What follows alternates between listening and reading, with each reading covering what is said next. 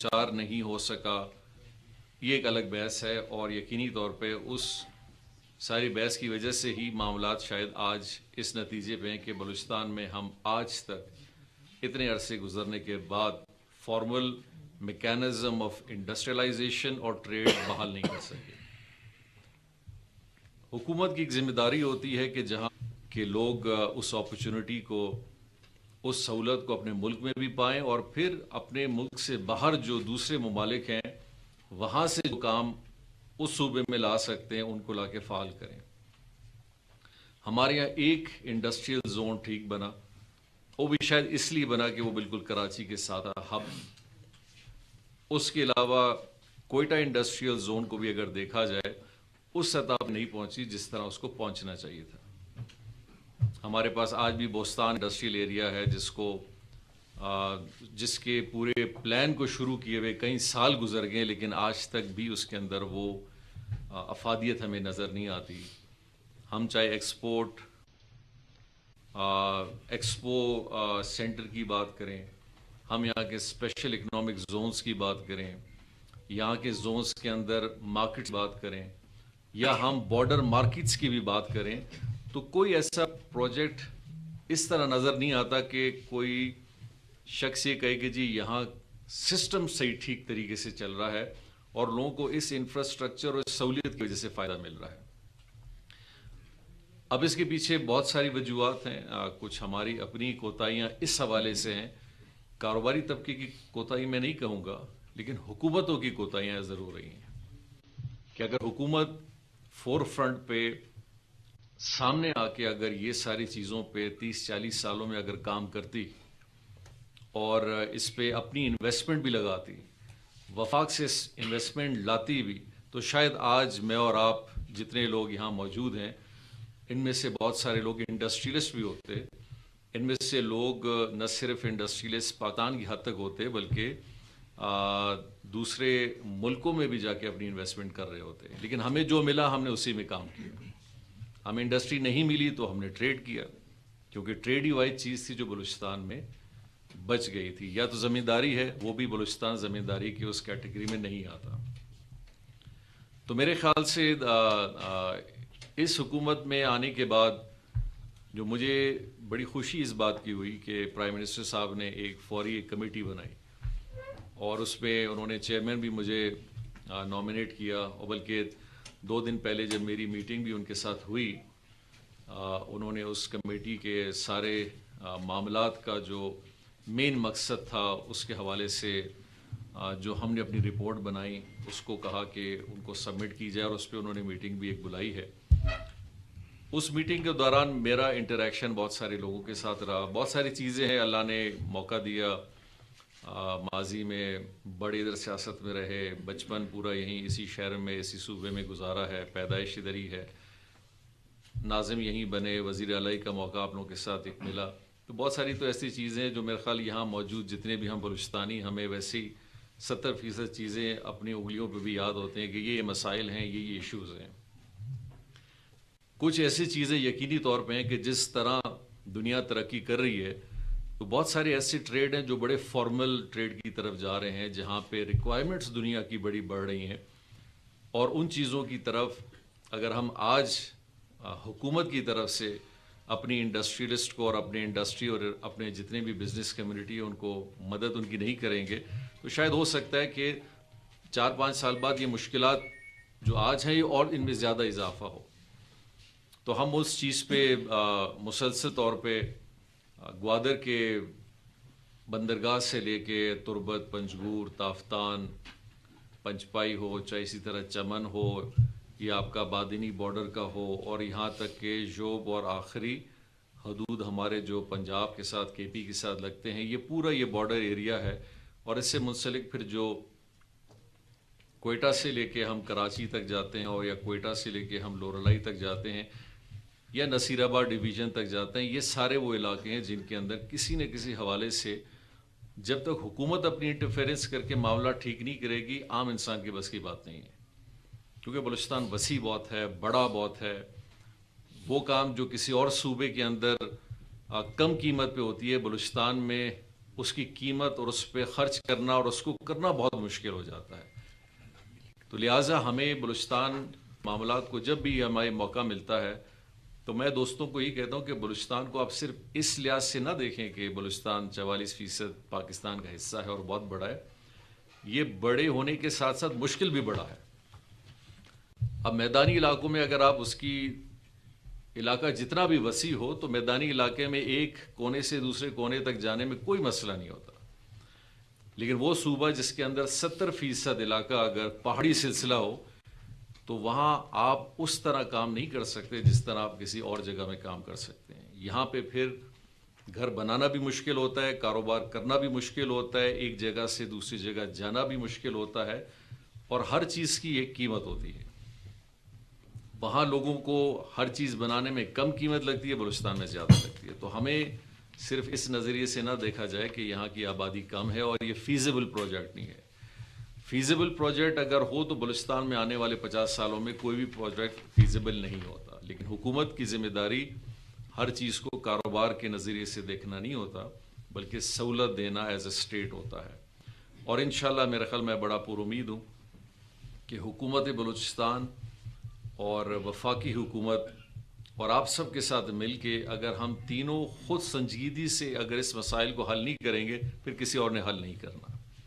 اور اس کے لیے بات بھی کرنی ہے, احتجاج بھی لوگ کرتے ہیں, مسائل کو ایڈریس بھی کرتے ہیں اور حل بھی کرتے ہیں. جو مالکی کا عنصر ہے جسے ہم اونرشپ کہتے ہیں وہ میرے خیال حکومت بلوچستان نے اور بلوچستان کے ہم لوگوں نے, سب سے زیادہ ہمارے پارلیمنٹیرینز نے جو سیاست میں نیشنل اسمبلی میں ہیں یا سینٹ میں, ہم سب نے زیادہ ایکٹیو ہم نے ہونا ہے. اور پھر جا کے وفاق اپنا کام کرے گی. اگر اپنے مسائل کے لیے ہم خود ہی سنجیدہ نہیں ہیں اور ہمیں خود فکر نہیں ہے, اور جو کہ میں ابھی تک سمجھتا ہوں کہ صرف بلوچستان میں نہیں لیکن ہمارے پورے پاکستان میں کامرس منسٹری میں 6 مہینے ہوئے ہیں کہ پروونسز شاید آج تک اکنامک ایکٹیویٹی اور انڈسٹریل ایکٹیویٹی کو اون نہیں کر پا رہی, اور یہ محسوس کر رہے ہیں کہ یہ وفاق کا کام ہے. یہ وفاق کا کام ہے کہ کسی علاقے میں انڈسٹری لگے, کاروبار ہو, ٹریڈ ہو, ایکسپورٹ ہو. میں جب بھی میری ملاقات صوبائی رہنماؤں سے اور باقیوں سے ہوتی ہے تو میں کہتا ہوں جی وفاق تو صرف اس حد تک محدود ہے, اسلام آباد ہے.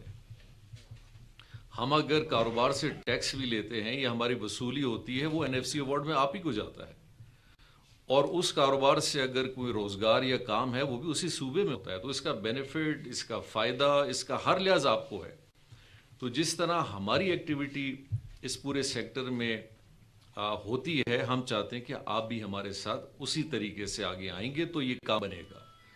اگر صوبائی حکومتوں نے یہ ذمہ داریاں نہیں لی بہت مشکل ہوگا کاروباری طبقے کو صوبوں میں بہتر انداز میں کام کرنا. اب آپ دیکھیں پاکستان میں اتنا عرصہ گزر چکا ہے, ہمارے پاس ایک اسپیشل اکنامک زون, ایک ایکسپورٹ پروموشن زون ٹھیک کریں گے. جو کہ آپ باقی ملکوں میں جائیں تو وہاں گیس بھی ہے, پانی بھی ہے, بجلی بھی ہے, روڈ بھی ہے, انفراسٹرکچر بھی ہے, سب کچھ ہے, اور وہ کہتے ہیں جی آپ آئیں صرف اور فیکٹری لگائیں دوسرے دن کام شروع کریں. ہم جس زون میں جاتے ہیں کہیں گیس نہیں ہے, کہیں بجلی نہیں ہے, کہیں پانی نہیں ہے, کہیں روڈ نہیں ہے, کہیں بلڈنگ نہیں ہے, کہیں زمین بھی نہیں ہے. تو اس سلسلے میں ظاہری بات ہے اب ایک انڈسٹریلسٹ تو یہ اپنے جیب سے کام نہیں کرے گا, وہ تو ابھی روڈ نہیں بنائے گا, گیس نہیں لائے گا, بجلی نہیں لائے گا. تو اس سلسلے میں وزیر اعظم پاکستان نے احد چیمہ صاحب کی سربراہی میں اور منسٹر آف انویسٹمنٹ اور ہم سب شامل ہیں, یہ پہلی دفعہ ایک ایسی کمیٹی بنائی گئی ہے کہ جو ان پاکستان کے اندر جتنے بھی ہمارے یہ زون ہیں جو بن چکے ہیں اور جن کے آگے پلان ہم بنانے کی, ان کا جائزہ لیں کہ جی ہمیں یہاں کیا کیا دینا ہے. اور اس کے لیے بڑا ضروری ہے کہ ہم اس پلان کو اس علاقے کی نسبت اٹھائیں, جس کے لیے ہماری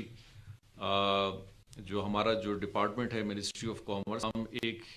بہت عرصے پہلے ایک پالیسی لائی گئی تھی جسے ڈومیسٹک پالیسی, ڈومیسٹک کامرس کا نام دیا گیا تھا. ڈومیسٹک کامرس کا یہ مقصد تھا کہ آپ اپنے ملک کے اندر مختلف علاقے جو آپ کے ہیں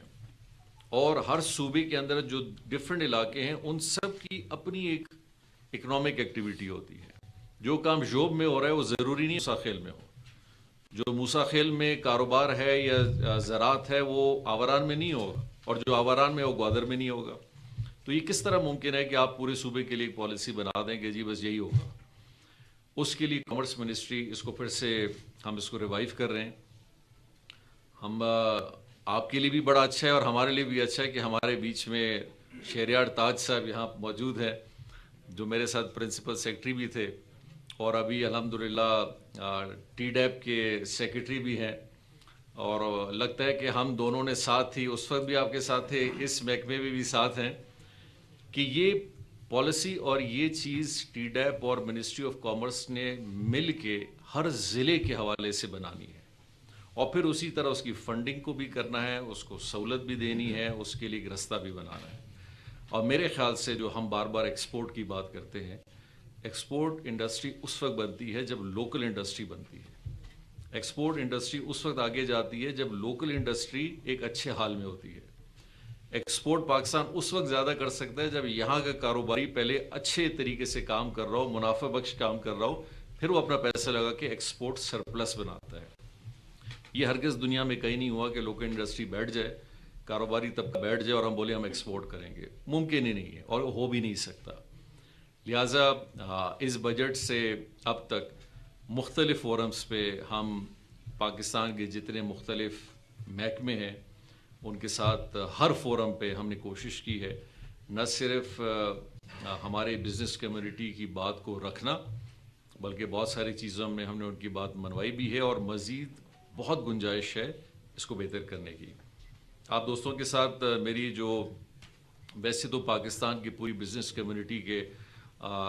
چاہے جی ایس ٹی کے معاملات ہوں یا انکم ٹیکس کے ہوں یا ایف بی آر کے ہوں، تقریباً 60-70% چیزیں تقریباً ایک جیسی ہوتی ہیں. لیکن بلوچستان کے حوالے سے چونکہ ہمارا ٹریڈ ٹرانزٹ ٹریڈ ہو، چاہے ہمارا اپنے پڑوس میں دوسرے ممالک کے ساتھ کاروبار کا ہو، اس کی نوعیت پھر باقی صوبوں سے تھوڑی مختلف ہے.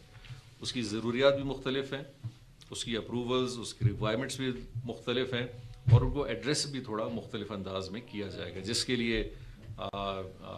مجھے خوشی تھی کہ جو لاسٹ میٹنگ ہوئی اس کے اندر ہم نے بہت ساری چیزوں کو، آپ سب یہاں بیٹھے تھے، آپ لوگوں کی سربراہی میں ہم نے ان کی لسٹ بنائی. پھر آپ کا جو سپاس نامہ تھا وہ بھی اس میں پیش کیا گیا. اگر مجھے پتا ہوتا تھا وہ سپاس نامہ پیش آن لائن ہو رہا تھا تو آج میں نے آنا تھا، تو وہ ہم اس دن میٹنگ نہ کرتے اور آج ادھر بیٹھے ہوتے. لیکن میرا خیال یہ اور زیادہ بہتر ہے کہ ہم نے جتنی بات اس دن سمجھی آج اس کو اور بہتر بھی ہم سمجھیں گے. میں آپ لوگوں کا زیادہ وقت نہیں لوں گا، آپ بہت دیر سے بھی یہاں بیٹھے ہوئے ہیں. کہنے کا مقصد ہے بلوچستان، لوگ مانے یا نہ مانے، ایک گیٹ وے ہے اور بہت بڑا گیٹ وے ہے، اور یہ آہستہ آہستہ لوگ اس کو تسلیم بھی کر رہے ہیں کہ ہم جب سینٹرل ایشیا کی بات کرتے ہیں اور یورپ کی بات کرتے ہیں تو یہ ممکن ہی نہیں ہے کہ بلوچستان کے تھرو وہ نہ جائے. میری جتنی بھی ملاقاتیں بیرونی ملک وزراء سے ہوئی ہے، میں ابھی حالیہ میں ازبکستان گیا تھا، قازقستان کے وفد پاکستان آئے تھے، بیلاروس کے تھے، اسی طرح تاجکستان ہے، روس کا ہے، ایران کا ہے، افغانستان کا ہے اور باقی ممالک ہیں. یہ جتنے بھی آپ کے سینٹرل ایشیا کے ممالک ہیں یہ سب اپنی رسائی پاکستان کے تھرو سمندر میں چاہتے ہیں، کیونکہ ٹریڈ سمندر کے تھرو پوری دنیا میں لے جانا چاہتے ہیں. اور اسی طرح دنیا کے جتنے ممالک ہیں وہ چاہتے ہیں کہ ہم اس سمندر سے ہوتے ہوئے پاکستان، بلوچستان آئیں اور پھر سینٹرل ایشیا اور ادھر آگے کی طرف چلیں.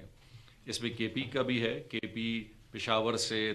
ان علاقوں سے بھی یقینی طور پہ افغانستان اور سینٹرل ایشیا جایا جا سکتا ہے. لیکن بلوچستان کی ایکسیسیبلٹی کے آپشنز اور آسان ہیں. آج نہیں کل ان چیزوں نے بڑھنا ہے اور بہتر ہونا ہے، کیونکہ ابوظہبی پورٹ نے حالیہ میں پاکستان میں جو ایگریمنٹ 1 سال پہلے کیا تھا، انہوں نے اپنا بلک ٹرمنل جو کراچی پورٹ پہ بنایا ہے. اسی طرح ڈی پی ورلڈ جو دنیا کی بڑی ترین پورٹ ہینڈلرز میں آتی ہے، وہ پورٹ قاسم پہ ہے. اسی طرح ہچسن جو سنگاپور کی بہت بڑی کمپنی ہے، دنیا میں اس کا بڑے پورٹ ہینڈلرز میں شمار ہوتا ہے، اور اب مرس کمپنی بھی پاکستان آ کے انویسٹ کرنا چاہتی ہے. جس ممالک سے بات کریں وہ پاکستان کی پورٹس، گوادر ہو، کے پی ٹی ہو یا پورٹ قاسم ہو، وہ اپنے ٹرمنل بنانا چاہ رہی ہے. وہ اپنے لوجسٹک کمپنیاں بنانی چاہتے